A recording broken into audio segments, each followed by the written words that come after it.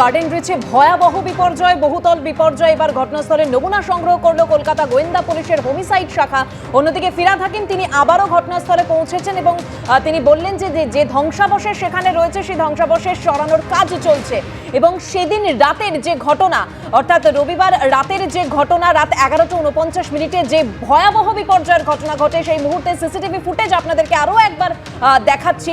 এই ভয়াবহ বিপর্যয় অর্থাৎ গার্ডেন রিচে বেআইনি বহুতল ভেঙে 10 জনের মৃত্যু হয়েছে এবং তারপরেই একের পর এক বেআইনি নির্মাণ ওই গার্ডেন রিচ এলাকায় সামনে এসেছে, যেখানে একটাই প্রশ্ন উঠেছে যে পুরসভার নাকের ডগায়, কলকাতা পুলিশের নাকের ডগায় কিভাবে এইভাবেই বেআইনি নির্মাণ হলো।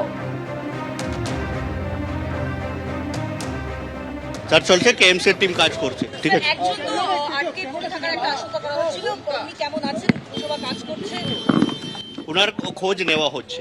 ঠিক আছে, এখন অবধি আপনারা ডিটেক্ট করতে পারেন? হ্যাঁ, এখন অবধি হয়নি, ওটা হয়ে যাবে। এনডিআরএফ এর কি অপারেশন শেষ হয়ে গেছে অফিসিয়ালি? ওরা এখন তো এনডিআরএফ নয়, এখন ডিএমজি, কেএমসি এবং পুলিশ মিলিয়ে সার্চ করছে। ঠিক আছে, এনডিআরএফ কে যখন দরকার পড়বে আরো ডাকা হবে। কাজে কোনো সমস্যা হচ্ছে না তো? না, ঠিক আছে। আপনারা লাইভ না ডিটেকশন পেয়েছেন? না না না না না, সেরকম তো ইয়ে নয়। দুর্ঘটনার দিনই ঘটনাস্থলে পৌঁছে গিয়েছিলেন মেয়র ফিরহাদ হাকিম। আজও কিন্তু তিনি গেলেন, উদ্ধার কাজ খতিয়ে দেখলেন। কি বললেন শুনুন। কর্পোরেশন এনডিআরএফ কালকে ছিলেন, আজকে আর ওনারা আসেননি, তাই ডিএনজি আর কর্পোরেশন মিলে এই উদ্ধার কাজ চালু করেছে।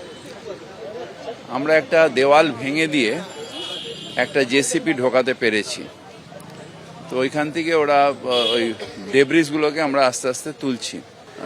আশা করছি যে যাকে পাওয়া যাচ্ছে না, আশা করছি আজকে হয়তো পেতে পারে। একটা উদ্ধার কাজ এটা হয়ে গেলে তারপরে আমরা মাস স্কেলে ডেব্রিস তোলার ব্যবস্থা করব। হ্যাঁ, সেটা আমরা ওই ডেব্রিসগুলোকে ওই জন্য আমরা অসাবধানী অবস্থায় তুললে তো সে ইয়ে হয়ে যাবে, সেই জন্য কাল পর্যন্ত খুব সাবধান অবস্থায় তুলেছি। আজকেও আমরা এক ধার দিয়ে এগুলোকে পরিষ্কার করছি, যাতে ওইটা আবার পড়ে না যায়। পড়ে গেলে তাহলে ওই যে যদি কিছু থেকে থাকে তাহলে একেবারেই চ্যাপটা হয়ে যাবে। মাটির নিচ থেকে আবার ওই ডেব্রিসগুলোকে পরিষ্কার করে ওখান দিয়েও ঢোকার চেষ্টা হচ্ছে। সঞ্চয় মিত্র আমাদের সঙ্গে রয়েছেন সরাসরি। সঞ্চয়, আজকে এনডিআরএফ আসেনি, যদিও বাকিরা কিন্তু একযোগে উদ্ধার কাজ চালাচ্ছেন। সেখানে গতকাল পর্যন্ত আমরা ভিএলসির ব্যবহার দেখেছিলাম, অর্থাৎ হাইটেক প্রযুক্তির ব্যবহার করেই উদ্ধার কাজ চালানো হচ্ছে। আজকের ছবিটা দেখো, আজকে যেহেতু এনডিআরএফ নেই, আজকে মূলত দুটো সংস্থা, একদিকে কেএমসি আর একদিকে কলকাতা পুলিশের ডিএমজি, তারাই মূলত এইখানে এই ধ্বংসস্তূপ সরানোর কাজ করছে। মেয়র যে কথা বললেন যে এখনো পর্যন্ত আমরা জিজ্ঞেস করছিলাম যে কতটা পৌঁছানো সম্ভব হয়েছে, তো তিনি যেটা বলছেন যে ওপর থেকে 4টে তলা পর্যন্ত তারা ফ্লোর ফুটো করে ঢুকতে পেরেছেন এবং তারও তলায় অনুসন্ধান চালানো হচ্ছে এখন। ফলত যে আশঙ্কা করা হচ্ছিল, যে অভিযোগ আসছিল যে আরও একজন চাপা পড়ে রয়েছেন, তার অনুসন্ধানের জন্যই কিন্তু কিছুটা ধীর গতিতে কাজ করা হচ্ছে। যেরকমভাবে মেয়র জানাচ্ছেন যে অত্যন্ত সরু রাস্তা, সেই জন্য ভেতরে খুব বড় মাত্রায় ধ্বংসস্তূপ সরানোর কাজ করা যাচ্ছে না। ইতিমধ্যে একটা পাঁচিল ভেঙে সেখান দিয়ে একটা জেসিপি ঢুকিয়ে কিছুটা পরিষ্কার করা হচ্ছে। কিন্তু যেহেতু এখনও একজনের নিখোঁজ হওয়ার ঘটনা অনুমান করা হচ্ছে, সেই জন্য তারা কিন্তু কিছুটা সাবধানী হয়ে এই রাবিশ তুলছেন।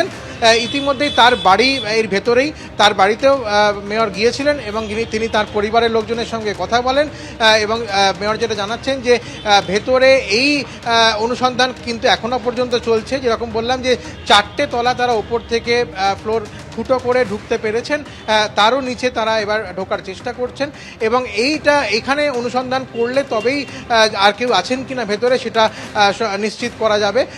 আপাতত এই অনুসন্ধান কাজ শেষ হলে তারপরেই খুব বেশি মাত্রায় ধ্বংসস্তূপ সরানোর কাজটা তারা করতে পারবেন। এখনও সেটা কিন্তু হচ্ছে না, এখন ধীরগতিতে কিছুটা করে রাবিশ সরানোর কাজ হচ্ছে।